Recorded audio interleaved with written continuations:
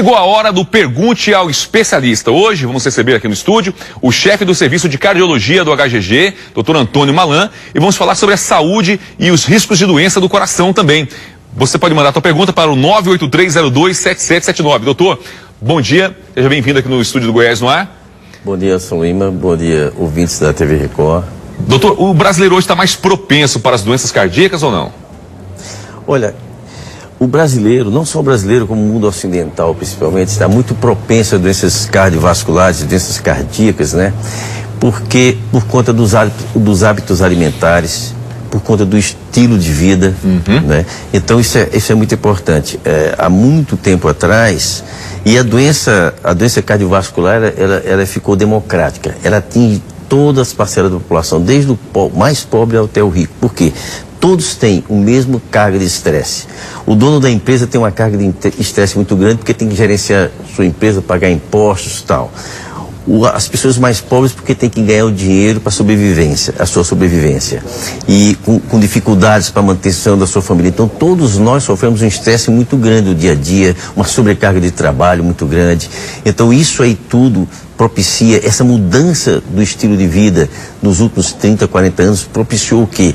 Com que as doenças cardiovasculares se tornassem as principais doenças que levam à morte no nosso país, por exemplo. Doutor Antônio, agora em relação ao colesterol, né? Os cardiologistas estão preocupados, inclusive mudando o parâmetro aí do LDL, que é o colesterol ruim, né? Isso. Existe colesterol bom? Isso. Quando a gente fala assim em gorduras e colesterol, existe o colesterol bom sim. Eu vou fazer uma pequena relação. Por exemplo, existe o colesterol bom, que é aquele colesterol que varre o colesterol ruim. É aquele colesterol que no vaso sanguíneo, ele limpa o vaso sanguíneo. Por exemplo, é como se fosse assim, o gari dos vasos, o gari que limpa a faxina. Que faz a limpeza das nossas ruas. Ao passo que o colesterol ruim é aquele colesterol, e ele é maior, o colesterol, o HDL, né, de alto peso. Enquanto o colesterol ruim é um colesterol menor, ele penetra nos bueiros, entupindo os bueiros das vias das nossas estradas, das nossas ruas. O colesterol ruim, o LDL, ele penetra nas nossas artérias e vai formando placas e pode obstruí-las. E qual que é a mudança agora que os cardiologistas estão implantando agora, né, querendo já a partir de agora começar a validar em relação ao parâmetro desse colesterol? Veja, é fundamental, porque com essa questão de que o colesterol é um dos principais fatores que levam a doenças nas coronárias, eu gostaria de salientar, senhores, que a gente não pode ficar também preocupado, e eu gostaria de discutir um pouquinho mais também o assunto. Nós não podemos fixarmos apenas na questão de metas. Tem muitas coisas para fazer para o tratamento da doença aterosclerótica. Principalmente nós podemos fazer com nossa mudança de estilo de vida. Mas vamos falar do colesterol ruim, o LDL. Então, assim, quando a gente fala em parâmetros, não só os parâmetros do LDL, que é o colesterol ruim, eles ficaram mais rígidos, com o colesterol LDL cada vez menor, como também aumentaram os parâmetros para o HDL, que é o colesterol bom. Então, não só aumentou os parâmetros para o colesterol bom, como também reduziram os parâmetros para o colesterol ruim. É lógico que quanto menor o colesterol, até determinado limite, é muito importante, porque o colesterol, ele faz parte da nossa vida. Mesmo quando a gente fala assim, o colesterol, ele é importante nas membranas celulares do nosso organismo, é importante para a formação de hormônios, para a nossa vida, o colesterol é fundamental. Então é óbvio que ele em excesso, e principalmente em pessoas, então a gente tem que analisar o seguinte: qual é o paciente que eu vou tratar? Qual é a pessoa que chega no meu consultório? É uma pessoa que tem um muito alto risco, aquela pessoa que já teve um infarto agudo do miocárdio, já tem uma doença aterosclerótica já estabelecida, já fez até cirurgia cardíaca de ponto safena. Então esse paciente eu tenho que tratar o seu colesterol com mais rigor, né? Cada vez mais com mais rigor. Ou é aquela pessoa que tem só apenas um colesterol alterado e não tem nenhum fator de risco a mais. Então o nível do rigor vai depender da gravidade da doença ou da apresentação clínica do caso. Nós temos perguntas já aqui de pessoas que mandaram pra gente aqui pelo WhatsApp, 7779. A Juliana é a primeira participação aqui. Às vezes no meu corpo aparecem manchas roxas no braço e na perna também, o que podem ser essas manchas? Ouvi dizer que são problemas no coração. Veja, essas manchas roxas aí são pequenas, isso aí pode ser pequenas hematomazinhos de pequenas alterações vasculares. Ela pode ter algum problema vascular, isso pode ser, agora não sei qual é a faixa etária dela, mas nas pessoas mais velhas, a pele da gente fica muito mais frágil, então você vai ver essas manchinhas roxas, principalmente nas pessoas mais idosas. Mas é interessante saber. Mas não tem nada a ver assim, a mancha roxa com o coração, com a doença aterosclerótica que a gente está falando exatamente aqui, não tem assim, não tem nada a ver. Ou seja, é possível que tenha uma pessoa, possível que tenha uma pessoa, de repente, tenha problemas até dos vasos sanguíneos e tudo mais, às vezes, e que não tenha problema no coração. Isso pode ser um problema da coagulação, então tem que avaliar isso aí. Mais perguntas, minha gente. Muita gente participando. O Jovenildo, formigamento no braço, pode ser indício de ataque cardíaco? Olha, o formigamento no braço, ele pode ter várias causas. Ele pode ter uma causa neurológica, como também a doença cardiovascular, ou angina do peito, né, e o infarto, ou então o infarto, eles geralmente vêm acompanhados de dor na região torácica do coração. Porém, na região torácica, ou seja, no precórdio, né? Porém, muitas vezes você pode ter apenas uma dor no braço. Então obviamente não é porque você está com formigamento no braço, tem que ver a quantidade de tempo que tem esse formigamento. Se você está com esse formigamento durante o dia inteiro, você acordou e está com formigamento no braço, provavelmente pode ter sido postural isso aí. Então tem que ser avaliado, tem que ver o tempo que está tendo esse formigamento. Se for um formigamento que está acontecendo diariamente, passa a maior parte do dia com esse formigamento, seguramente isso não é do coração, porque o coração é a coisa mais fugaz. Você fez um exercício físico e sentiu uma dor no braço, mesmo que não uma dor na dor torácica, no precórdio, uma dor no braço, principalmente o braço esquerdo, aí você tem que ficar um pouco mais preocupado em relação a essa situação. Vamos ficar de olho, minha gente. Perguntas, Aline, queria saber se a arritmia cardíaca é preocupante e qual o tratamento? Essa pergunta é muito interessante porque o que é arritmia cardíaca? A arritmia, o coração, ele tem um ritmo. Então, e a arritmia... É um descompasso? A arritmia é tudo, ou seja, o coração ele tem um ritmo, ou seja, tum-tá, tum-tá. Então, tudo que faz, essa arritmia pode ser uma coisa absolutamente normal, pode ser, ou seja, todos nós, e principalmente quando aumenta a faixa etária, nós temos a prevalência de arritmia é muito grande na população. Isso não significa você ter uma arritmia. A arritmia é uma coisa muito interessante. Você pode ter uma arritmia normal e você pode ter uma arritmia letal. Por exemplo, se você tem uma batedeira no peito que vem acompanhada de uma sudorese, de escurecimento visual ou até mesmo de um desmaio, isso aí pode ser inclusive um sinal de que você pode ter até uma morte súbita, né? E a arritmia, agora você tem uma batedeirinha e tal, muitas vezes o uso do café, chocolate, Coca-Cola pode apresentar arritmias. Enquanto a gente está passando imagens importantes aí de pessoas que... essa questão da alimentação, né? Eu estava com essa dúvida aí, passou uma série de imagens aí mostrando picanha, mostrando aquelas costelas que tem aquela camada de gordura. Comer desse jeito. E o brasileiro gosta muito de churrasco, e gosta de churrasco com muita capa de picanha, muita gordura, enfim. Isso aí realmente é um prato cheio para gerar problemas cardíacos aí na questão do colesterol ou também não necessariamente? Ora, então, assim, nós temos várias gorduras. Vamos falar um pouquinho das gorduras. Tem gorduras que são muito boas, né? São as poliinsaturadas e as monoinsaturadas. E tem as gorduras que são deletérias. Por exemplo, as gorduras boas, geralmente, são as vegetais, em geral. Ou então, por exemplo, o peixe, né? Já as gorduras existentes na carne, essas gorduras, a carne amarela, essa capa amarela, isso aí realmente é um veneno, né? Então a gente tem que evitar essas gorduras saturadas, né?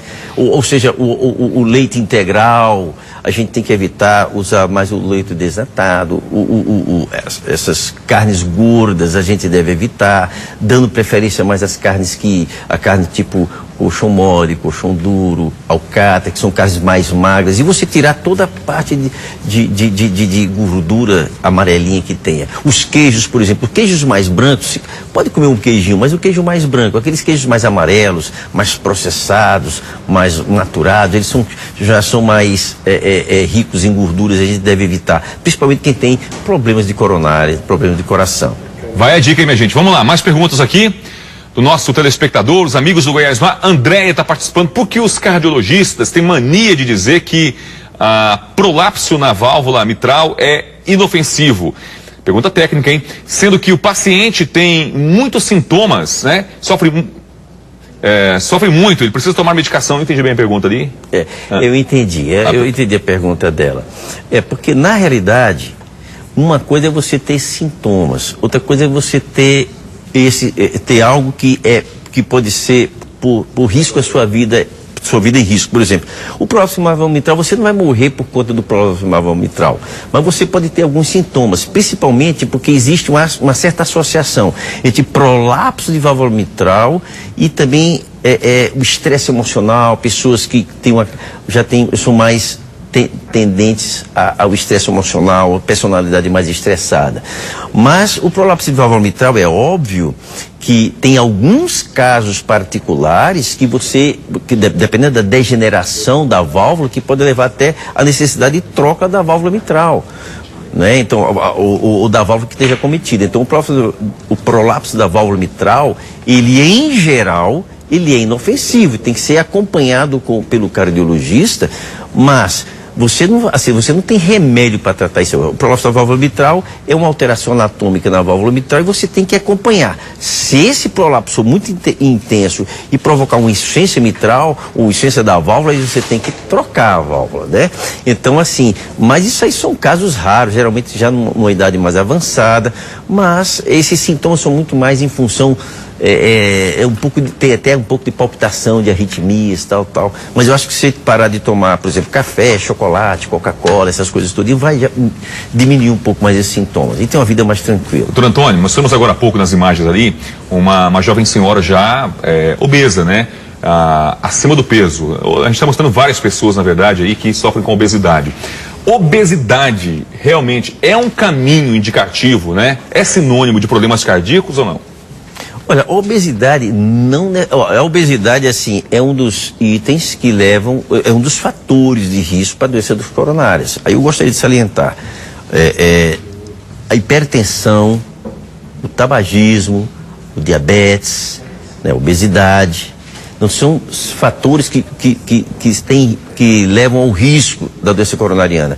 Mas tem muitos pacientes que são obesos e tem seu índice de colesterol muito normal, né? Então, assim, não necessariamente existe um risco tão importante, mas assim, se você é obeso, é lógico, eu acho que o obeso, ele tem que tratar isso, é uma doença importante, a obesidade é uma doença séria, porque a obesidade, na realidade, ela pode levar a alterações metabólicas, como você tem mais prevalência da diabetes, você tem prevalência mais da hipertensão. Tanto é verdade que quando o paciente ele trata a obesidade, ou faz uma dieta alimentar rigorosa, ou faz um tratamento cirúrgico da sua obesidade e reduz 30, 40, 50 quilos, a pressão volta ao normal, que é um fator de risco. O diabetes, muitas vezes, ele desaparece, que é outro fator de risco. Então, são vários fatores, não necessariamente só a obesidade, mas a obesidade, obviamente, está dentro dos fatores. Mas se você tira a obesidade, você também tira um monte de situações que a obesidade levava, como a hipertensão ou diabetes. Então, todos são os fatores associados aí. Mais perguntas aqui na tela para o doutor Antônio Malan, participando com a gente aqui sobre problemas cardíacos, né, gente? É um cardiologista muito experiente aqui do nosso estado. A Kênia está participando com a gente, trabalho de diarista. Quando eu estou trabalhando, eu não sinto nada, mas quando vou dormir, meu coração fica acelerado. Assim, muitas vezes, assim, você passa o dia todo trabalhando, então a sua percepção corporal, você deixa a sua percepção corporal muito mais a percepção sobre o que rodeia. Aí quando você chega em casa, muitas vezes você está parado, aí você vai sentir as coisas do seu corpo. A respiração, a respiração. E esse coração seu acelerado, isso pode ser um indicativo de ou o estresse emocional que você teve durante toda a sobrecarga de trabalho, do seu dia a dia, ou então pode ser alguma alteração. É interessante você consultar com um cardiologista, né, para você ver se isso aí é só simplesmente uma simples alteração, ou se você falou que quando deita, o coração fica acelerado. Ele fica acelerado o tempo inteiro ou ele tem momentos de aceleramento? Ou seja, essa aceleração é paroxística. Você tem uma batedeira, depois ela para e você fica normal. Então precisa saber isso aí, tem que ver a sua história, mas é interessante você consultar um cardiologista, fazer um Holter 24 horas, que é um eletrocardiograma das 24 horas, que vai pegar a frequência cardíaca dela durante o dia e durante o sono, e aí o médico vai poder ter uma avaliação mais adequada do caso dela. Doutor Antônio, agora uma pergunta, agora uma questão de prevenção, na verdade, né? Porque é comum a gente falar sobre a questão da obesidade associada ao sedentarismo também. E aí tem gente que fala, pô, você não pratica exercício físico. Tem gente que está obesa em decorrência de não praticar exercícios físicos também, né? De não ter uma rotina realmente saudável de esporte. Aí tem muita gente que não pode praticar esporte. Como é que fica essa questão aí? Assim, nós devemos ser, eu acho que a população tem que ser um pouco mais tranquila, lógico. Se você puder praticar esportes, é muito bom. Mas atividades físicas, né? Atividade física é ótimo, se você puder praticar uma atividade física. Mas quem tem problema cardíaco pode praticar? Pode. Desde que seja avaliado pelo seu cardiologista e que ele possa fazer uma avaliação para ver a que nível o esporte pode ser bom para ele, a que nível a atividade física. Porque se você tem uma disfunção cardíaca, e nós temos hoje clínicas aqui, até em Goiânia, eu gostaria de salientar, clínicas que são especializadas em exercícios para pacientes cardiopatas. Ou seja, para o cardiopata também é importante o exercício, mas que esse exercício seja dimensionado e avaliado por um cardiologista e você possa fazer. Aliás, eu gostaria de salientar para vocês o seguinte, que nós, assim, ficamos... Olha, você tem que ir... Nós não podemos nos ater o seguinte, nós temos que ir para a academia. Ou você faz o exercício na academia, ou isso não é exercício. Em absoluto. Se você fizer uma caminhada diária de 15, 20 minutos, você está cumprindo o seu dever com a atividade física. Pelo menos assim... a nível do coração. O que a gente quer, 15, 20 minutos, uma boa caminhada, já vai resolver parte do problema e já tira você do sedentarismo. Tá certo. Doutor, obrigado pela presença aqui no Goiás no Ar. Muito importante aqui os esclarecimentos do doutor Antônio Malan, nosso convidado de hoje. Pergunte ao especialista, volta na próxima semana. Até a próxima, doutor. Obrigado, Alisson. Foi muito importante estar aqui. Eu quero te agradecer. Esclarecer de uma forma simples para a população geral essas questões que às vezes nos afligem tanto, que são as questões do coração. Né? Obrigado. Até a próxima. É isso aí, minha gente. Pergunte ao especialista aqui do Goiás no Ar.